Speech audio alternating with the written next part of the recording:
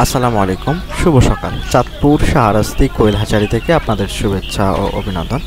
সম্মানিত খামারি এবং তরুণ উদ্যোক্তা ভাইয়েরা, অনেকে আমাকে তিতি মুরগির বাচ্চা ব্রুডিংয়ের চিত্র ভিডিওতে দেওয়ার পরে অনেকে জানতে চেয়েছেন যে ভাই এগুলোর কি অবস্থা, এখন তিতি পাখিগুলোর কি খবর, একটু ভিডিও বা আপডেট দিলে ভালো হয়। তো এই জন্য আজকের ভিডিওটি করা। অনেকেই জানতে আগ্রহী এটা আসলে কেমন দেখতে, কেমন এবং কি এটা চাঞ্চলক কিরকম। আসলে এটা সম্পূর্ণটা পাখি জাতীয়, যেহেতু এটা পাখি জাতীয়, এটা কোয়েল পাখির মতোই সেম। আপনারা যে ভিডিওতে যে দেখতেছেন এগুলো কিন্তু কোয়েল পাখির মতোই। এগুলোর বয়স আজকে 15 দিন হবে, সম্ভবত 15 দিন বয়স হবে। এখন এগুলো মোটামুটি তাপ লাগছে না, তাপ ছাড়াই চলতে পারে, ফিরতে পারে, কোনো সমস্যা হচ্ছে না। আর এই পাখিটা দেখা যায় যে একটু প্যারালাইজড জন্য সমস্যা ব্রুডিং এর ক্ষেত্রে বেশি হয়। যার একদিনের বাচ্চা ব্রুডিং করবেন আপনারা, দেখা গেল যে এটাকে একটু ভালো মতো ভিটামিন V1 V2 খাওয়াইলে এই সমস্যা আর হয় না। দেখা যায় যে ব্রুডিং চলাকালীন যখন আপনি ভিটামিন V1 V2 দিবেন, এর প্যারালাইসিস জনিত সমস্যা যেটা, এটা সেরে যাবে। এরপর আপনার এই ধরনের সমস্যাটা আর হবে না। তো আপনারা কিন্তু এই মুরগিটা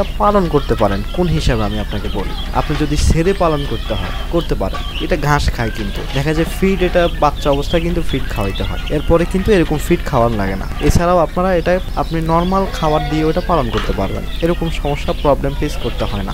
এটা রোগ নাই বললেই চলে।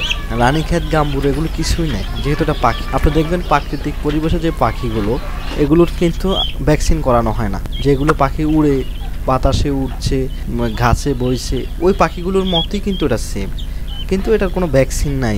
এরকম ভ্যাকসিন কোনো খামারই আসলে করে না। যদিও আপনাকে বলবে যে ভ্যাকসিন করে, কিন্তু এটা ফ্যাক্ট। কোয়েল পাখির ব্যাপারটা আর এটার ব্যাপারটা কিন্তু ভিন্ন।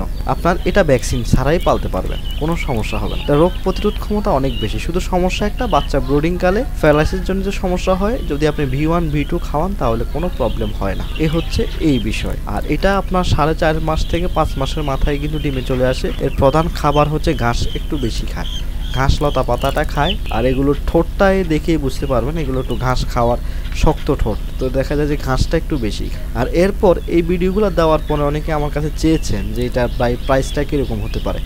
এর প্রাইস হচ্ছে প্রতি পিস তিতির পাখির দাম হচ্ছে আপনার যখন 1 মাস বয়স হবে।